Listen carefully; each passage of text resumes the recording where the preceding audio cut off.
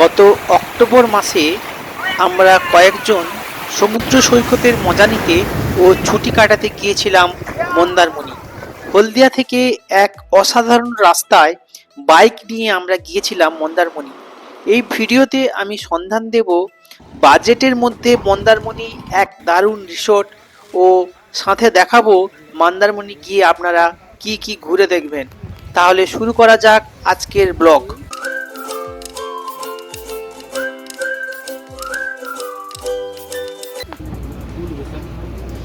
বেশ সকালে বাইকে ব্যাগ গুছিয়ে হলদিয়া টাউনশিপ থেকে আজ আমাদের গন্তব্য মন্দারমণি।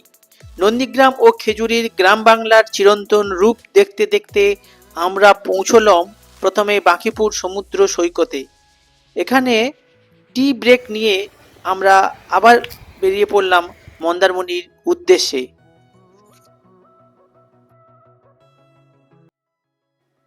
বাঁকিপুর পেরোনোর পরপর পড়ল বগুড়ান জলপাই, শৌলা ব্রিজ ও দক্ষিণ পুরুষোত্তমপুর ব্রিজ। এরপর আমরা পৌঁছলাম মন্দারমণি। প্রায় বাঁকিপুর থেকে মন্দারমণির আসতে প্রায় আমাদের সময় লাগলো 1 ঘন্টা।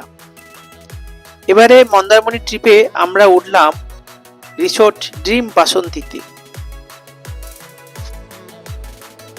বন্ধুরা, আমি এখন দাঁড়িয়ে রয়েছি মন্দারমণির চাউলখোলা মন্দারমণির যে মেন রোড, সেই রোডে আমি দাঁড়িয়ে রয়েছি। তো আমরা এবারে যে হোটেলটা এসেছি মন্দারমণিতে সেটা হচ্ছে হোটেল ড্রিম বাসন্তী। তো হোটেলটা কিন্তু মানে আমাদের বেশ পছন্দ হয়েছে। তো সেই হোটেলের একটা আমি ভিডিও করছি। দেখুন, এই মেন রোড থেকে জাস্ট এই সোজা একটুখানি হাঁটতে হবে সমুদ্রের দিকে আর কি। কিছুটা গেলেই হোটেল ড্রিম বাসন্তী। তো আমি এখন 1 মিনিট মতন হেঁটে, মেন রোড থেকে 1 মিনিট মতন হেঁটে চলে। এটা কত নম্বর রুম গো? 101 নম্বর। এটা বড় রুম? হ্যাঁ হ্যাঁ, বড় যা আছে বই। আর বাথরুম তো সাইডে আছে, ওই সাইডে বাথরুম আছে, তাই তো? এদিকে আপনার ব্যালকনি আছে, বসতে পারেন। বাহ, যায় এখানে পার্কিং এর মানে ফ্রিতে পার্কিং এর ব্যবস্থা রয়েছে। এই পাশটা রেস্টুরেন্ট আর হোটেলটা দেখুন, বিশাল বড় হোটেল, 5 তলা হোটেল। এই হোটেলে একটা বিশাল বড় সুইমিং পুল রয়েছে। দেখুন ক্লিন করছে, মানে জল টল কিন্তু বেশ পরিষ্কার পরিচ্ছন্ন। আর আমার যে জিনিসটা ভাল লেগেছে এই হোটেলের সব থেকে, এই পাশে একটা বড় ব্যালকনি রয়েছে। আমাদের রুমের পাশে একটা বিশাল বড় ব্যালকনি। আর এই দিক থেকে কিন্তু সি ভিউ খুব সুন্দর পাওয়া যায়। মানে জাস্ট দুটো হোটেলের পরেই কিন্তু সমুদ্র। রিসোর্টে চেক ইন করে এরপর আমরা বেরিয়ে পড়লাম সমুদ্র দেখব বলে। সমুদ্র সৈকতে বেশ কিছু সময় ঝাপাঝাপি করে আমাদের দারুণ খিদে পেয়ে গেছিল। তো এরপরে আমরা উকি দিলাম হোটেল ড্রিম বাসন্তীর রেস্টুরেন্টে প্রত্যেকটা আইটেম কিন্তু বেশ টেস্টি। খাওয়া দাওয়া আমাদের বেশ ভালো হলো। এরপর আমাদের বিকেলে বেশ কিছু সময় বিশ্রাম নিয়ে আমরা চললাম মন্দারমণির মোহনার এক পাশে মন্দারমণি ও অপর দিকে তাজপুর।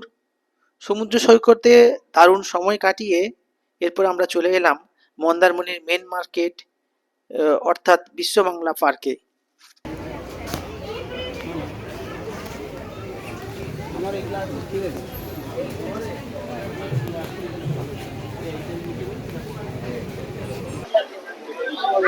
এটাই হচ্ছে মন্দারমণির বিচ মার্কেট। এখানে কিন্তু দীঘার মতন সমস্ত জিনিসপত্র রয়েছে। এই দেখুন, বাচ্চাদের খেলনা, ব্যাগ থেকে শুরু করে এমনি গিফট দেওয়ার সমস্ত আইটেম থেকে শুরু করে সবকিছুই থাকে। এবং এখানে মন্দারমণির যে বিচ মার্কেট, এটা কিন্তু যথেষ্ট বেশ জমজমাট। লোকের যে সমাগম কিন্তু বেশ। এদিকটা দেখুন, এটা একটা হচ্ছে সোহানা ড্রাই ফ্রুটস স্টোর।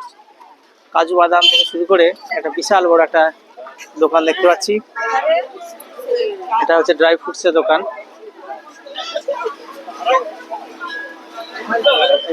মোটামুটি বিচ মার্কেটের পাশে ফুচকা স্টল। আর এটা দেখুন, এটাই হচ্ছে মন্দারমণির সেই মনসা মন্দির। বিশাল একটা মনসা মন্দির রয়েছে। এই মনসা মন্দিরের কাছেই কিন্তু মন্দারমণির মেন মার্কেটটা আর কি। এখন কিন্তু প্রচুর দোকানপাট হয়ে গেছে। ড্রাই ফ্রুটস থেকে শুরু করে সমস্ত ধরনের খাবার, ভাতের হোটেল, মন্দির। এই দিকটা একটা বিশাল বড় রেস্টুরেন্ট রয়েছে, মহাভোজ রেস্টুরেন্ট। আর এই দিকটা হচ্ছে মনসা মন্দির, এটাই হচ্ছে মন্দারমণি মনসা মন্দির। এখন সন্ধ্যা আরতি চলছে, পরিবেশটা খুব সুন্দর লাগছে।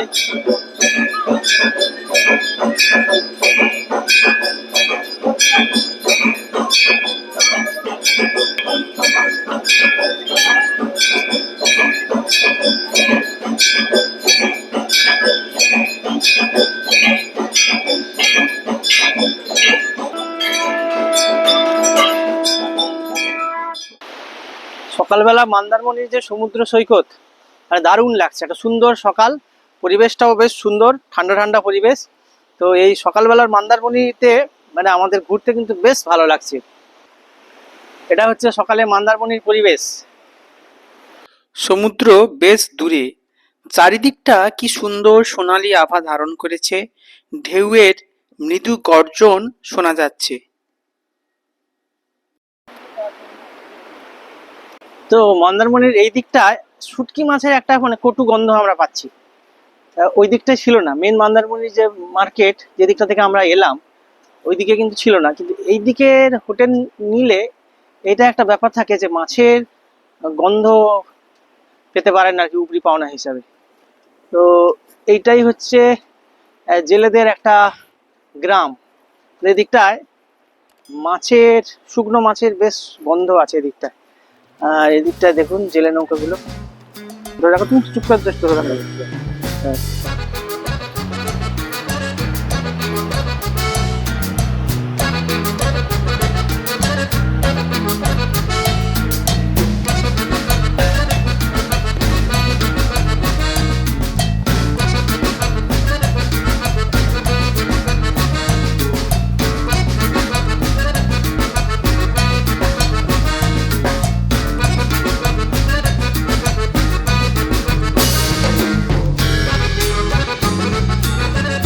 মন্দারমণিতে এই ধরনের বিচ স্যাকগুলো বেশ রয়েছে। এই ধরনের বিচ স্যাকে আপনারা কিন্তু খাওয়া দাওয়া করতে পারেন একবারে বিচের উপরে। দেখুন যখন মানে জোয়ারের সময় সমুদ্রের জলগুলো কিন্তু তলায় চলে আসবে। আর এই বিচ স্যাকগুলো মানে আমার তো মনে হয় বেশ বৌদির হোটেল অ্যান্ড রেস্টুরেন্ট। এখানে সমস্ত ধরনের টিফিন থেকে শুরু করে সমস্ত কিছু এখানে পাওয়া যায়। এটা হচ্ছে ভাই বোন হোটেল অ্যান্ড রেস্টুরেন্ট। তো মন্দারমণির যে মেন মার্কেট, মানে মন্দারমণির যেটা মূল বাজার আর কি, অর্থাৎ যেখানে ওই মনসা মন্দির আছে, দেখুন ওই উপরটা ওই মন্দারমণির মনসা মন্দিরের চূড়াটা এখানে দেখা যাচ্ছে। এটাই হচ্ছে মন্দারমণির মূল মার্কেট। এবং এখানে একটা ছোট্ট পার্ক আছে, বিশ্ব বাংলার লোগো দেওয়া রয়েছে। এটাই হচ্ছে মন্দারমণির মূল মার্কেট। আমাদের ওই হোটেল থেকে 4-5 মিনিট সময় লাগলো হেঁটে আসতে।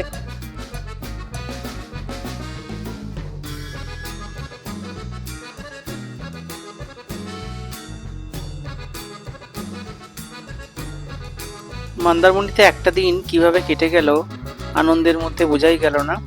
এবার আমাদের বাড়ি ফেরার পালা।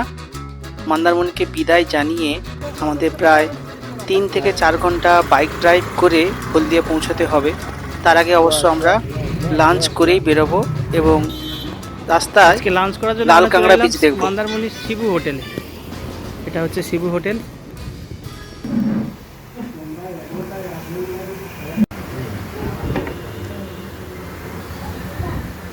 শিবু হোটেলে আমাদের চলে এসছে আলু ভাজা, একটা শাকের তরকারি ভেজ থালির মধ্যে রয়েছে, আর একটা পটল আলু তরকারি, আর লেবু তো দিয়েছে।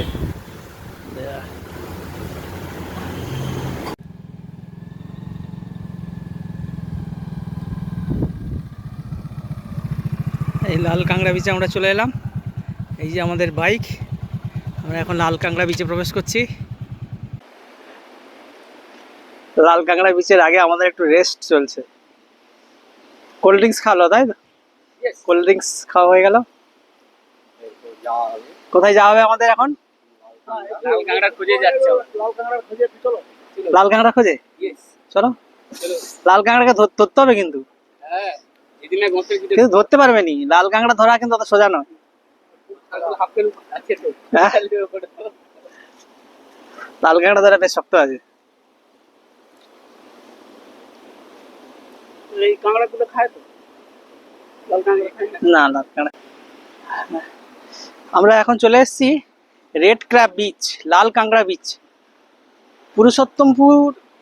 দক্ষিণ পুরুষোত্তমপুরে এই লাল কাঁকড়া বিচটা অবস্থিত। এই লাল কাঁকড়া বিচ হচ্ছে মন্দারমণি থেকে 3 কিলোমিটার ডিস্টেন্সে। মন্দারমণি থেকে মাত্র 3 কিলোমিটার ডিস্টেন্সে এই হচ্ছে রেড ক্র্যাব বিচ বা লাল কাঁকড়া বিচ। এদিকটা একবারে সবুজ, মানে ঝাউ গাছের জঙ্গল। আর এদিকটা এই পাতাগুলোকে একটু দেখাও, এই ফুল গাছগুলো, একটা বুনো ফুল, এই যে কি সুন্দর ফুল ফুটে রয়েছে। একবারে সাদা বালির বীচ, সাদা বালির বীচ। আর একবারে ওই ওই দিকটা হচ্ছে মন্দারমণি। মন্দারমণির ওই যে নৌকাগুলো দেখা যাচ্ছে, ওই ওই ওই দিকটা হচ্ছে মন্দারমণি। আর এইটাকে বলে লাল কাঁকড়া বীচ, দক্ষিণ পুরুষোত্তমপুর লাল কাঁকড়া বীচ, দক্ষিণ পুরুষোত্তমপুর লাল কাঁকড়া বীচ। এই এই লাল কাঁকড়া বীজগুলো দূর থেকে দেখা যাচ্ছে একবার লাল হয়ে, একবার কাঁকড়াগুলো একদম মানে ভর্তি, কিন্তু কাছে গেলেই এই গর্তগুলো ঢুকে যায়। এই যে গর্তগুলো আছে, কাছে গেলেই ঢুকে যায়। আর কাঁকড়া বিচে একটা জায়গায় দেখছি এই ধরনের বেশ সুন্দর বসার ব্যবস্থা রয়েছে। এই যে এই জায়গাটা দেখতে পাচ্ছি, একটা বসার ব্যবস্থা রয়েছে।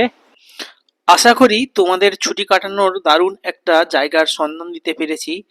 যদি ভালো লাগে কমেন্ট করে জানিও ও চ্যানেলের পাশে থেকো।